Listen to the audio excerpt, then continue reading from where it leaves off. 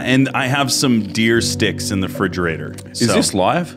No. So can we start again? No. We're in it.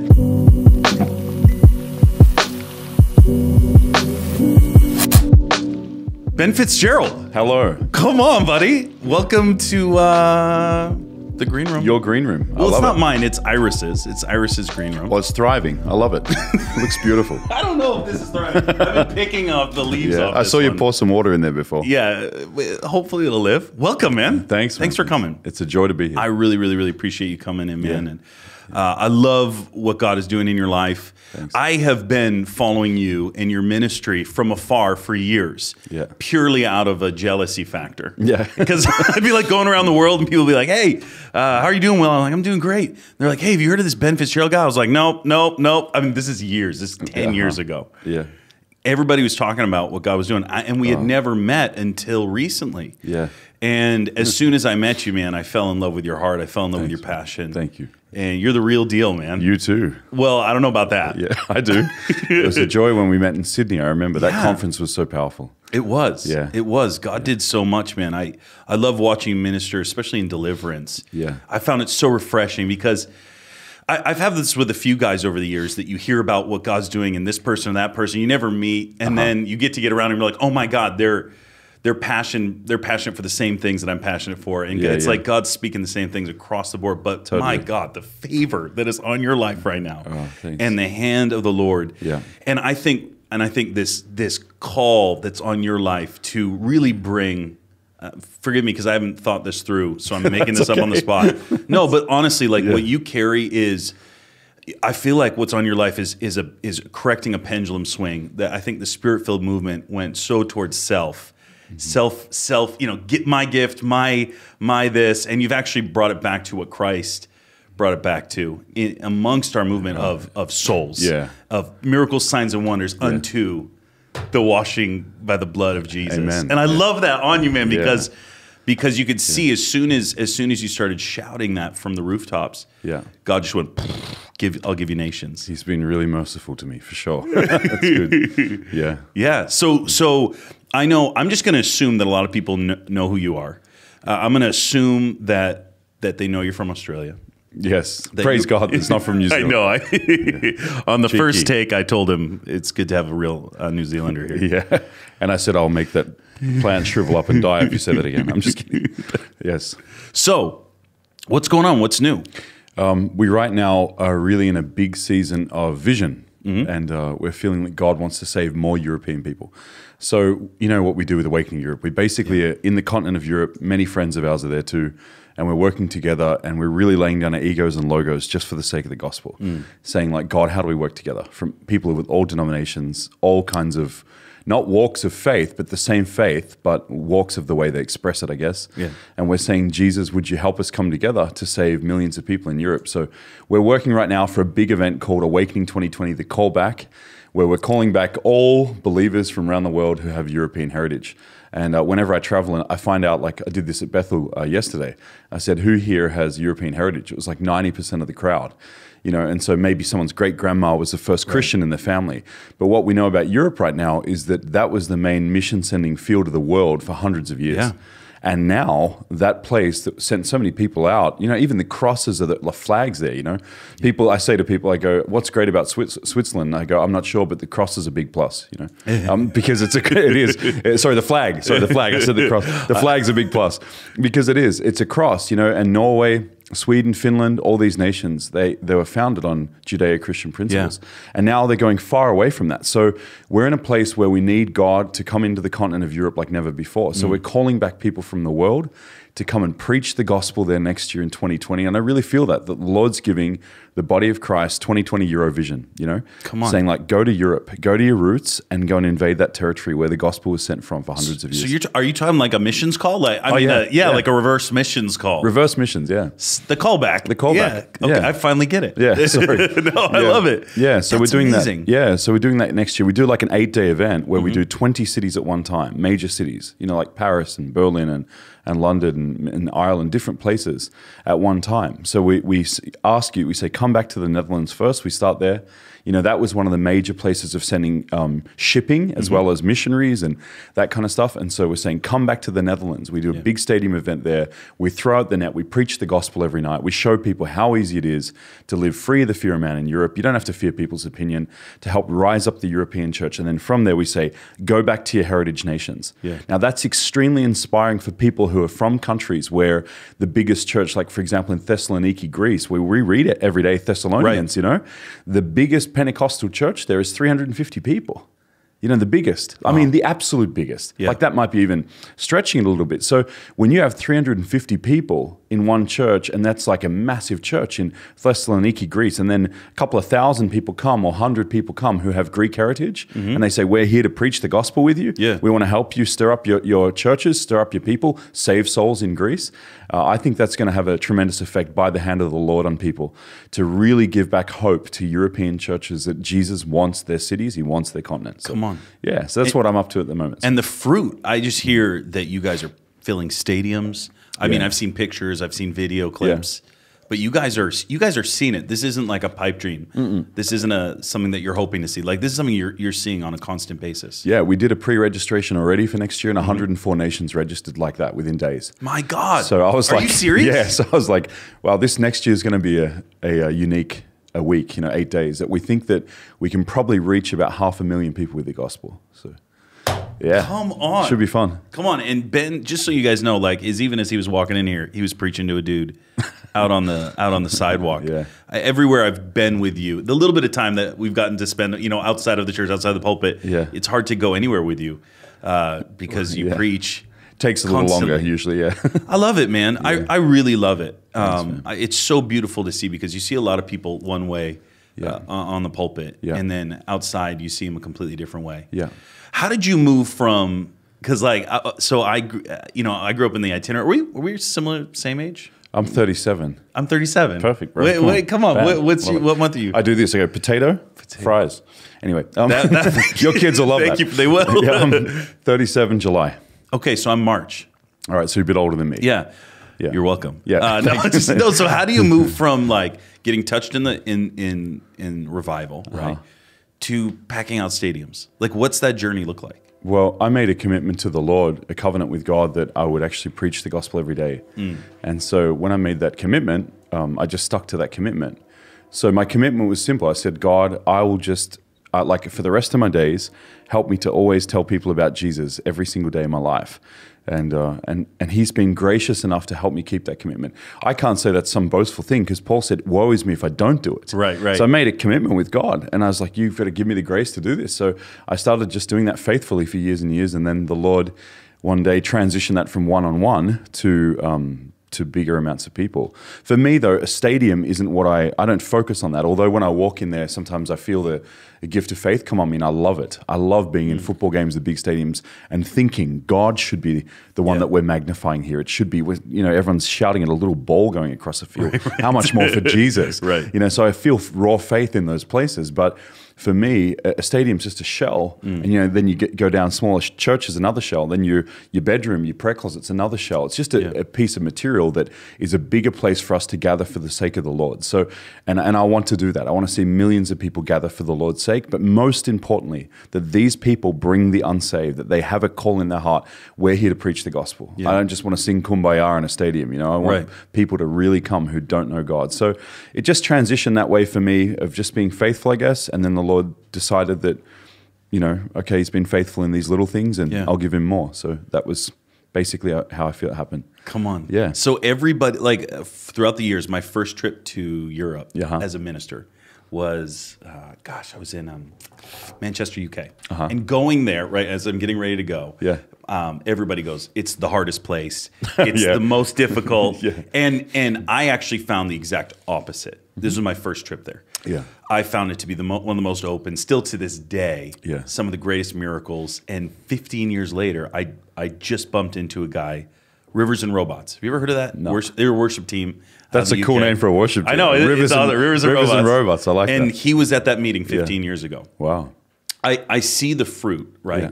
But most people, they go, Europe, it's hard, it's difficult. Like, what has been your experience in Europe? Well, I've been to the hardest city in the world 50 times. You know, everywhere. Every time I get off a plane, they're like, "Did you know this is the hardest city in the world?" I'm like, "I knew it. I prophetically could discern it." Yep. You were going to say it. Covens of witchcraft that are assembled here. Yeah. Yeah, sure. And you know, the thing is, there are more difficult places. I can't disregard that comment entirely. But what I do know, you know, because people have been there laboring in the field. You know how it is. We're like, you're in a place where you're just pressing in and you're not getting the breakthrough you maybe thought you would. But I think that's why God sends us people from the outside sometimes, because they don't see things the same way. And I just encourage people. I'm like, when I go to places, I'm like, God wants to save people here. Yeah. He's the same as he is in Asia and Africa, America. He's the same God. And if he can, you know, like we've got a bit of a testimony now the last 5 years, we can say, look, we packed a stadium, 27,000 people showed up, and that's unheard of there. And so, and thousands were saved. And so we have a bit of a history now where we can point to that. But I tell people all the time, I say, is the voice you're listening to in your city, is it the voice of the Lord, or are you coming under a cultural norm? Right. Because I find that culture is in some ways dictating the church way more than it should be. Yeah. You know, we should be way above that stuff, above the, like I love what Eric preached yesterday, being like above the clouds, above the, and Candace mentioned it too, being above the fact that there's storms on the earth, there's cultural mindsets here that we should be thinking from heaven, like what can God do? And we know through history that all the times where Jesus showed up with major moves of God, it was tumultuous. Yeah, you know, God put Jesus in the Roman occupied empire, and he and the same thing with the Welsh revival. It's just a nation of, I don't mean this politely, but there were a lot of drunks there. Like it was a nation of drunkards. Yeah, they were hard laborers, and they drank like fish, and they had big issues, man, beating their wives. And then God raised up Evan Roberts, but he never, you never see in his writings like, oh, this is going to be so hard. He never talks that way. He just talks about, can God do this? Surely God can hear us. He talks in a way of faith, and I think we need to do that. And so for the European church, even for American church, or even maybe somewhere in Africa where you're like, nothing's breaking open, you've just got to understand, like, we can't be determined by what people say is possible. Right. Or what people say has been here for 50 years. Right. You've got to be determined by the history books of how God has done things. Right. And you've got to follow that pattern, and that's what I'm trying to do. So how do you actually, you know, wake up in the morning and go, okay, we're going to see a stadium. Like, what's by my alarm? There has to be a strategy, right? And what are you guys doing to implement that? It's a good flat white, by the way. You like that? Yeah, I do. Yeah, it's Evergreen. Well, they're not sponsored, but we love them. Green Room Coffee. We should. Evergreen, if you're watching. Yeah, awesome. This is one of those, what do they call it? Eco-friendly podcasts. Video podcast. How do I wake up into those things? Yeah, like how does somebody go from ministering to church to actually packing a stadium? Like, what is the work that is involved in that? For me, I have visions. So I have like visions in my spirit. Like I call it a mind's eye vision. You know, my mind sees things and I feel pulled towards certain places. And it's really cool because I don't think without. For me, I lay all my life down, Will, on one thing. And I'm not really surrendered fully to Jesus yet. I have a long way to go. But I lay my life down on this one thing that he speaks to me. And if he keeps speaking to me and I keep listening, I find that that I'm okay. You know, he graciously puts me through to the next phase. And so I will go to a country and I'll just feel something. I'll just sense something in my spirit, like this country's desolate. Yeah. You know, Jesus wants to wake this nation up, or I'll feel hopelessness over the people. That's what I felt over Austria. When we went to Austria, and this last awakening we did, it was like about 14 weeks ago, it was our most successful. We measure success not by how many numbers are in the stadium, but by how many people were saved out of the numbers and the percentage of unsaved that come to the stadium. That's how we measure it. Yeah. And so we had the highest percentage of unbelievers in there. Come on. And because of that, we had the highest percentage of salvations we've ever had in an event. And including we had the chancellor of the nation there, the president, you know, of the nation on the stage with us praying for him. And he just got reelected yesterday. Like we had 9 days where we're on the front page of the news, TV. God was talked about all over the country. But previous to that, we'd been going there for over a year. And you could feel hopelessness everywhere. And when I felt it, I was like, I felt this fight in me, and I could feel the voice of the Lord. You know, I want to rise these people up. I want to help them believe again that people can be saved in the nation. And many churches have seen 1 or 2 people a year coming to the Lord for 20 years. Yeah, yeah. You know? It's crazy. And that's not good. No. And it's not God's will. And so I know that. but they need to be reminded of that. And so I follow the voice of the Lord. And if I don't feel his voice is speaking and there's no significant word from the Lord, I don't move, really. Wow. And that's frustrating to a lot of the people that work with me sometimes, because they're like, we could just try this. And I probably need to lean more on that side nowadays because, just letting people just go for it. But I'm very much a person. Did God say that? Right. And so that's just how we've done things. I'm a little rookie in this, so it even feels weird to be interviewed on this. Like, I've only been doing this for 5 years. So. Well, all of us have been. Like, you know what I'm saying? Like, anybody that's actually doing something. Yeah. Like, honestly, right now, anybody in the world that's doing something. Yeah. I shouldn't say it. Most of the people. They're doing this for their first time. Like, I'm friends with Dominic Russo. You know Dom? Oh, for sure. Right? Yeah. Like, amazing. watching his journey to One Nation One Day, he's like, I have no idea what I'm doing. Yeah, sure. When he first did his first One Nation One Day, I think it was in Honduras, right? Yep, Yeah. yep. They flew down. They had $7,000 in their bank account. Wow. When they flew down, they needed $7 million. Like, nobody knows what they're doing. But that's what I love about it. Yeah. And there's these. I mean, I'm not doing anything like that as far as stadiums go or gatherings, but you see these ones that the hand of the Lord is on. Yourself being one of them. And the favor and the vision and how he provides, how he opens up doors. It's amazing. It's amazing to just sit back and watch and hear the testimonies. Everywhere I go, I was just in Tasmania. Yeah. I did a week and a half in Tasmania. Some people probably don't know where that is. That's Australia. Oh, man. It's honestly it was so powerful. Yeah. And everywhere I went, they were talking about Awaken Australia. Like, everywhere I went, they said something was sparked in Awaken Australia. And even when I was in Tasmania, it was some of the largest gatherings they've had in Tasmania for spirit, like any sort of spirit-filled anything. Wow. I think I was told it was the largest. That's amazing. But it was the fruit. It's not amazing, man. It's the fruit from your ministry. Like, it's the fruit from what you're doing and this hunger that's being released in the nations, man. And I was with, is it Catherine? Renala. Renala. I love her. Yeah, all she did was just go, what's on Ben's life, and I love watching amazing men of God just run after him with everything that they have, and to hear the stories, it's such a blessing. Like, these are the stories that we're going to be telling our kids. I sat with our team. Sean's off camera, and at our last meeting, he's a good man. Yeah. Don't let it go to your head, though, Sean. And I said, listen, we're in the middle of it. Like, we might not see it right now, but the decisions that we're making now, the outreaches, we're about to open up in Brazil, and they're like, these decisions we're making now are going to be told by history. People are going to look back and they go, oh, God spoke to them to do this and this, and you're just in the middle of that, man.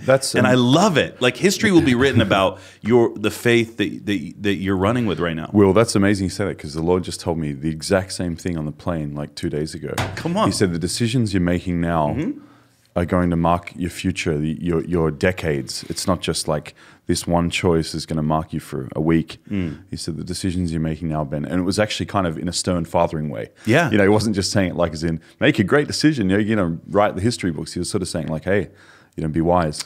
I used to sit with Randy, and I was fathered by Randy. Yes, I know. Yeah. Well, you were up here in Reading. I used to watch you guys come down, and I was like, man, these guys are powerful. By the way, he would never say this about himself, but he's one of the most anointed men I know. And I love the meetings when you are a wild holy roller. You're a Holy Ghost. You're an old school Pentecostal in there, Will. You are full of God. I remember that meeting in Australia. It was mayhem in all the right ways, Oh, I love it. I don't know which camera to look at, but it was mayhem in all the right ways. And he's an amazing man of God. So thank you. Yeah. But I used to sit there with Randy, and he would tell us the stories of John Wimber. And I remember sitting there, and I've heard the stories of Bill. And I remember sitting there and just going, I wonder what it would have been like to be there. And that's that. The Lord spoke to me. He said very similar to what he said on the plane to you. It's just those people will tell the stories of the decisions that you're making now. And in that, there is a holy fear. Yeah, there is. Right? Yeah. I don't want to mess this thing up. Not that we can, but he uses donkeys, right? So, and he's using the decisions that we make. So how do you find growing in leadership? You're 37, I'm 37. I found that this season's been like the biggest leadership season. And as you stepped into a major role of leadership, how do you find that? Pressure? No pressure? Like what? Well, people used to say to me, they're like, I want to be in a secret place. I just want to be hidden in a hidden season, so God can deal with things in me. And now I tell people, I'm like, you'll have way more stuff come up in you the 5 minutes after you're favored by God and put in a public place than you will in your hidden season. Like, I feel like I've grown way more in the last 5 years in just God just brought stuff up. I'm like, that's pride there, that's insecurity there, that's immaturity there, and He's just pruned a lot off me in that way. And I think some people are trying to live like an insta famous kind of Christian life, and I saw that in myself too at times. I'm like, I wanted to be recognized for something. At first, not. I was really innocent in the vision and innocent in what God would say to me. And then when attention came to it, I saw this little bit of pride come in me, and I'm like, that's gross, get that off me. And so it's a great journey of stepping into leadership. And I think what God does in that is when He puts the light on you a little bit and puts favor on you, His hands with you, it's actually to help other people that are going to go in a similar direction, to help them to see a leader who points people to Jesus. And that's what I want to be. I want to be someone who points people to the Lord, not to myself. And I don't mind if they say, hey, good job, whatever. I'm like, yeah, thanks. But I know who the bouquets belong to. And I know where it all came from. It's all grace. And so, but yeah, it's definitely been something where I've seen a lot of immature things that were buried inside the realm of, I just have a secret life with God and just tell the one person on the street. And, there's ambition and stuff that comes up in us that's not wrong. It's good to dream. It's fantastic to dream. As long as it doesn't become about our dreams. It becomes about, why did God make me? Because for me, Will, I got a second life. Oh, yeah. Like that, I hold my life very lightly. Like, I got a second shot. My life was a sinful mess, a wretched, depraved mess. People don't like that. They like talking like, oh, we're all, we're nice people and God saved us. I'm like, no, I know who I was. I was addicted to prostitutes. I had a very bad life before that was really reprobate against God and so rebellious against people. And, my parents and stuff like that, and my dad's suicide and all that stuff. And so Jesus took me out of that and gave me another shot. So this, for me, when I'm growing in leadership, I'm realizing, okay, this is another level of this shot. This is, I think, Jesus looks at us as He grows us and joyful, because the branch is growing how He wanted it to. But I also think He takes it so carefully, like a master, like a caretaker of a fine plant. He just takes it carefully and prunes off things, and because He wants it to have its full potential. And that's what I feel God has done in me in the last few years in growing in leadership. He's cutting away things that I think are hindering my potential to really be full of Jesus and full of His faith. And I think that's what happened I personally think in Evan Roberts, in one of my heroes, which is the Salvation Army, William Booth. They're my heroes. Like, if I could be like anyone, I'd probably even wear those epaulets and all things that wear. I love the way they were. They saw 245,000 people in Europe saved in 3 years. Wow. And that's like just ginormous. That's like nearly 3 times the size of Reading's population. So I want to be like them, but you can see in their writings, you can see in the life that they were so in love with Jesus, and it wasn't a harsh thing of God pruning them. It was they were so in love with God that they wanted to mature into examples of God. And that's what I feel like God is doing in me. He's making me more of an example. And I've also found, and people will know this if they watch this, as they're growing, your little decision, your little comment, your little thing, I used to be able to get away with a lot more. I used to do a lot of pranks on people. I used to do baptisms at 3 a.m. in the morning regularly. I'd do at least probably 4 or 5 a year on friends. I'd go into their house, get the key, and baptize them in the middle of the night. Say, in the Father, Son, the Holy Spirit, just joking, being silly, But now I do a little joke with someone and they're crying. I'm like, what happened to me, God? And He's like, well, you're growing, and they take seriously what you say, like they do what I say. Talk about that for a little bit more. There's Are you something being convicted, Will? A little bit? I'm just joking. I'm just joking. No, like I you know what I mean, though. I know exactly what you mean. I know exactly what we shut off the first 10 minutes of this. And not that we were doing anything wrong. No, or we're bad. just saying funny things. We're just goofing around. Yeah. But there is something as you mature and as you grow in leadership where I find the exact same thing. Like now, when I could say the exact same thing 5 years ago to somebody now, and they will take it in a completely different way because of where I'm at and where God has me at. But I don't want to lose that. I feel like part of it's my personality. Oh, I joke all the time. Like, I'll grab Todd White's dreadlock and eat it and stuff, and like chew on it while he's. You've seen a picture of me doing that. Like, I think we should have that joyful, boisterous fun with one another. But what I think I used to do is I used to push that boundary a lot, and I used to just say whatever I thought. I'd just say what I think. Like, people would do something and I'd go, that's stupid. Or, I'd go, no, you're wrong. Like, they'd say, I believe this means this in the Bible. I'm like, no, you're wrong. It doesn't mean that. And now I'm like, okay, that's interesting. I say, I'll show you what I think it means. I feel more pastoring. I feel more caring. And I recognize that now, to much who's given, much is required. So there's a weight on things that I could joke about before, or I could just say straightforwardly. now if I say it, I might have someone in tears over that. So I'm learning to take my decisions, not losing. Again, I don't want anyone watching this to think, oh, we should become rigid. No way, man. We should have a blast. Yeah. We should have so much joy and fun, and I do. And I love rolling with the boys and with the brothers and just mucking around and joking in the green room and all that stuff. You know, in worship, putting my hand in people's face. I do that here at Bethel. I put my hand right in Tom Crandall's face or Eric's face, mess with them, you know. But that's fun. That's genuine, honest fun. But sometimes I'll say things now that I would have said 5 years ago, and it just hurts people. And I'm like, God, I don't know what happened. He's like, well, I put more authority on you. So now it goes in deeper.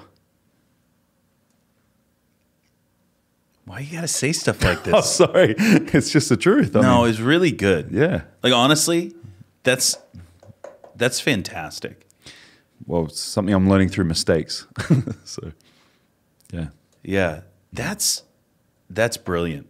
I really appreciate you sharing that, man. Yeah. One of the things that I loved meeting about, I just want to make sure that we have enough time. Yeah. One of the things I appreciate the most, and Dave Wagner, he's, by the way, here apostolic on prophet our left in the studio. Dave, come on, just do a little quick shot over there, Corey. Look at that man. Look at that big, beautiful man over there.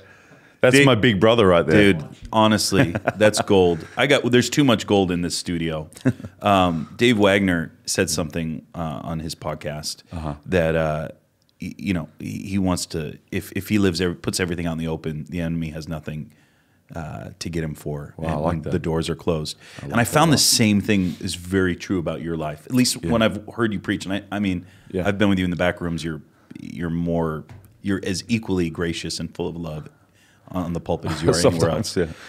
No, I mean, just a little. I mean, I'm not sitting here trying to flatter you. Like, I don't need, but like you are. You really are. Thanks. And when I saw you speak for the first time, you shared a message that had me cringing because I'm like, I would never say that, but I totally would identify with exactly where like I'm too immature not to be as bold and as forthcoming as you were. I don't know what I said you that day. You were talking about fear of man, and when you get in rooms and pulpits, and you want to do something and one up, and as you were sharing, I was like, yeah, I know that. I've had that. I do still have those things, and you shared it so beautifully. And there's something on it. Dave said it during his. I try to live my life that way. I really do.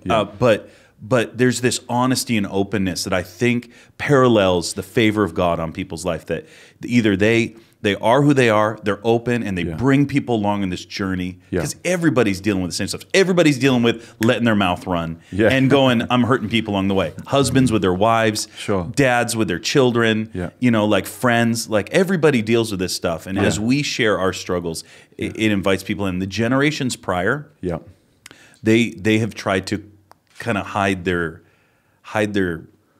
struggles. They didn't speak about it as much, huh? Right. I think so. I don't know. I'm not trying to make some deep point here, but I love that about your life, and I love that about your message, and it's something that I value in people that are running with the Lord right now. And yeah. Well, I personally think that we shouldn't compete with each other. We should compete against the enemy. Like we should fight the enemy. We have enough battles to fight in the spiritual world and for people to be saved than fighting each other. Now, does that mean we don't be truthful? We don't call out things? We don't be honest about, hey, we see this major issue? Yeah. No, I actually believe that that's also a default that people go to of not confronting stuff. Totally. Because they want favor. Because I want to be loved so much that I won't talk truthfully about an issue. Right. So I don't believe in never bring stuff that can bring conflict in relationship. Mm-hmm. But what I think is completely wrong is competing with your brethren, competing with your sisters in Christ, your brothers in Christ. They have a platform, they post this thing, I'm going to post this thing. All that stuff I think is nonsense. And I saw some of it in me. It wasn't major, but I saw like glimpses of that fear of man, of wanting people's approval and thinking that way. Like my process of thought was, if I do this, this, and this, or if I preach this way, if I think about this statement, and if I do that, I wasn't thinking I can feed God's sheep. Yeah. I was thinking, this will really, I wasn't saying that in my thoughts, but the underlying tone of it was, this will be impressive. And I don't think that Jesus cares so much about that. When you look at the Ephesus church in Revelation, he's not really impressed with all their works. He's like, you left the first love thing. You need to just go back to that. You need to be so in love with me and so in love with who I am. And that's what I want to be. And I want to be genuine for Jesus, I love that. Not fake. So, dude, I love that. I love that verse. Do not neglect your first love. Yeah. I think it is. I preach it everywhere I go. Yeah. I think it's one of the most powerful messages, right? And your first love is when you first fall in love with him. That moment of radical salvation. Yeah. Like, I don't know about you, but I got saved out of a lot of garbage too. Oh, totally. Like, and I know you did as well. But when he touched me, I was unstoppable. Yeah, it's right. I was unstoppable. You don't care what anyone thinks. I don't care what anybody thinks. I don't care what anybody does. Yeah. I don't care. I don't care what it costs. I don't care how far away it is. I would drive hours, man. Yeah. Like hours. And joyfully, too. Yeah, to like meetings of 20 people. Yeah, exactly. And they were all weird. I would never go to those meetings now. Yeah. But like so much joy, so much love, so much encounters. Yeah. Like, I loved it, man. Listen, I know you have a very limited amount of time. I want to do... I'm good. I got about 15, 20 minutes. Okay, well, I'm going to pack it. Good. Okay, so a couple things. Number one, tell us what you're up to and the way that, I know you feel this way, but what's the way that people can get in touch with you? How can they connect with you on what you're doing? Yeah, just Awakening Europe, Instagram or Facebook or website, awakeningeurope.com. That is the best way to get in touch with us, or shoot me a DM, as they say, on Instagram, and I may reply. If people write to me a lot, like, can you pray for my sickness? And I usually do stop and pray, but I just can't reply to everybody. Yeah, I get that. Yeah, but I do reply sometimes when it's like, hey, we want to connect with you and stuff. So, but Awakening Europe, my team replies. And you can get in touch with us, watch what we're doing in Europe, but it's also in Australia. Yeah. There's also some plans for us to do an Awakening in America that we're praying into. Yeah, there's been some people that have reached out to us. And, Come on. We're just putting it before the Lord and seeing if that's His will.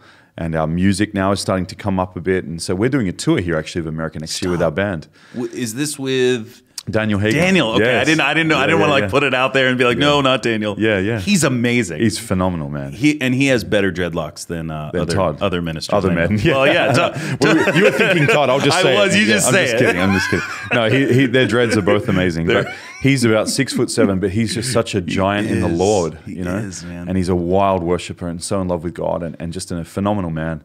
And so we're going on tour of the US and we just want to help, break that fear of man off people. Come on. And so we're doing that in February. What does that look like? Because I've done a couple of worship tours around the US with just our little crew. What does that look like for you guys?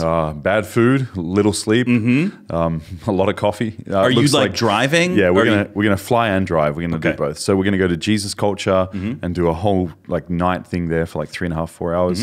And then we do one here in Bethel, and then we go to potentially down to Southern California. Then we go to Texas, and then we finish at Jesus Image with our friends Michael Koulianos and Jessica Koulianos. Awesome. So we do like a 7-day tour. Dude, my first tour, my wife and I did in the States, where we did we did 59 meetings in 70 days across America, nonstop. That's a lot. Nonstop.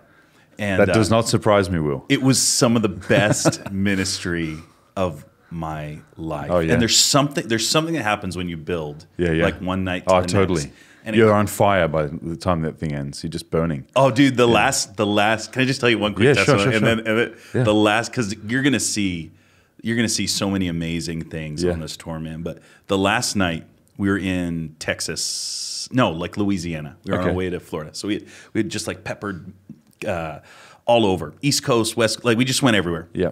And we're coming back. We're ending it in Orlando for Voice of the Apostles. Last night, after 59 meetings, I finished praying for everybody in the church, and teeny little church, and I get to the stage, and there's this teeny little girl sitting there worshiping, just weeping, and just a little Asian girl, and her hair was over her face, and I say, "Come here, sweetie." I'm grabbing my Bible to walk out of the church, and she comes up, and I pray for her, and her mom, as I'm getting ready to pray for her, runs up and goes, "Pray for her head, pray for her head." And I put my hand on her head, and I feel crack, crack, crack, pop.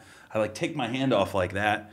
And I go, "Oh my God, what just happened?" And her mom pulls her hair back. She had a deformed head. I couldn't even see it because her hair she was adopted, had her soft spot never closed, and it was here on the side of her head. She wore a helmet, wasn't on, and the Lord just totally made her skull solid underneath my hand. But it was the last night, last person I was praying for. Yeah. And I just love, phenomenal. There's a culmination of faith as you go throughout the night. Totally. I know you've seen it at your events. Yeah, momentum helps build the faith for sure. I was with Pablo Bottari. Pablo Bottari. I don't know who that is. Oh, like Claudio Frey's in the Argentine revivals. Oh, yes. Yeah. And he said night 16 to 18. He goes, that's when the strong man falls over a city. He goes, people do meetings just for a couple of days. And they do enough just to reach heaven. He goes, but I want the strong man to fall over a city. Night 16 to 18. Dude, I was like, those, and they would just go every single night, Wow. nonstop, and until it would fall. Yeah, but wow. there's something about that. I love Totally. it. I think some people watching might want to start doing some extended meetings now. Yeah, Let's go after it more. There's something on it. The Argentine revival, Yeah. like they pack stadiums. Totally, Their yeah. deliverance tents, 5,000 people. I was just with Claudio Frazen in Brazil. Amazing. He was telling me the stories of Yeah. just the deliverance tents, like thousands set free. Crazy. You know, the deliverance teams of 1,000 I people love in a that. tent. I love deliverance. It's so powerful. You carry it, man. I enjoy I it. watched you at your. People were dropping, man. Stuff was leaving. Yeah. It was amazing. I have one doctrine of deliverance: better out than in. You know. so if they're in there, it's better. Let's get them out. You know. Awesome. Yeah. Listen, last thing. Yeah. If there's anybody watching that doesn't know the Lord, can you just talk to him right now? Absolutely. Is there a camera I should look at? Yeah. Okay. Yeah. If you don't know Jesus, I just encourage you. Well, after watching this, you're either thinking one or two things, like these guys are fruitcakes, or you're thinking maybe there's something inside this. Maybe there's a reason I'm watching this, and that's really true. If you're watching this, you're on God's calendar, and we don't have perfect stories. We have stories of brokenness, imperfection, many sins, many mistakes. But we have this amazing story of who met us in that place, and it was Jesus. He met us with his grace, and he came and died for your sin on the cross 2,000 years ago. God, when he thought about your life that would be right now in this day and age, as you're watching this video, he thought about what he could do for you, how he could save you. He didn't think about how he could condemn you and let you stay in the mess you're in. He thought about how he could get you out, and that's the kind of God we know. And he loves you, he knows you, and your life was made with a purpose. And I highly encourage you, just open your heart to Jesus, not religion, not something people say it should be this way or that way, or not doing this across your forehead. That's not what we're saying. We're saying there is a person of God who runs the universe, who knows it so intricately that he made your life, and he sees you, and he cares about you enough to die for your sin on the cross 2,000 years ago. And so if you want a relationship with Jesus, if you know my heart's missing peace, my heart's missing freedom, I run in circles in my life, I have so much emptiness in there. If you want that relationship with God, he can remove your sin like he did for Will and I. He can make you completely free and totally whole right there today. All it takes is this. Just like when someone knocks at your door, you open it. Just open your heart to Jesus and invite him to come in. Ask him to forgive your sin. Tell him, I'm sorry for the way that I've lived my life and what my life has ended up with. I want a new life, Jesus. I invite you to come and live inside of me. If you do that right now, if you pray that right there where you are, the Lord's faithful. He'll come to every person that prays that, no matter where they are at any time. It's no magic in the words. He just wants you to open your heart and pray from your heart and invite him in. If you've done that today, or you do that today, you'll become a brand new creation like we are, and you'll be joyful. That fear, that anxiety, that pressure, that depression will leave your life. And Jesus will make you set free. And we just encourage you, get in contact with us after you've done that, because we'd love to help you, just to give you some more steps along the way that can help you grow in the Lord. But the first thing I did, Will, is I started reading a little Bible, a Gideon's Bible, and I read that thing hours and hours a day, and just reading the New Testament, and it just changed my whole life. So I encourage you guys to do the same. Yeah, come on. I did the exact same thing. Gave my life, got in the Word, and got in a small community. Yep. There was 4 of us. We would meet every Wednesday. Beautiful. And just pray for each other. So and I'm good. alive, and I'm here because of them. Amen. Ben, Yeah. you're amazing, buddy. I love you. Thank So you Will. so much. Like, I just texted you last minute. You didn't need to do this. You got a million things to do. Yeah. Thank you so much for just pausing. Oh, it's a joy. Swinging down here. Yeah. Iris loves you, man. I know I love Heidi, you if guys. she was here, she'd just be hugging you. We love you, man. she's beautiful. You are just an inspiration, man, Thanks, to what man. God's doing. Thanks. Through just people that love him. Thank you for coming in, man. Oh, it's a joy. Yeah, thank you for watching this Iris Global Green Room podcast. I just want to encourage all of you guys, if this blesses you, don't hang on to it. Like, if you enjoy this, send it to a friend, send it to somebody. Like, subscribe, do all the internet web things Donate. that people are supposed to do. You should donate to Iris. You should. God is amazing He at is. Iris. He's so faithful in Iris. Yes, he is. He really is. But I meant that. Can I say that? You should donate to Iris, because they give so much to the gospel. I don't know which camera to look at. I think it's that one. But they give so much to the Lord. He would never say this, but I'm saying it. And our ministry, we support Iris because they give it to the harvest. And I've been there. We were there. You were there all the time. I was there with Sean. I've seen the work, man. So guys, click, share, subscribe. But if you also have a spare €5 or $5 or whatever, and you feel like, you know what, I love what these guys do, donate and give. Put your money where your heart is. Come on. Well, we started this podcast just to bless people. Yeah. And let people have some fun and Come on. and just see something behind the scenes maybe. Yeah.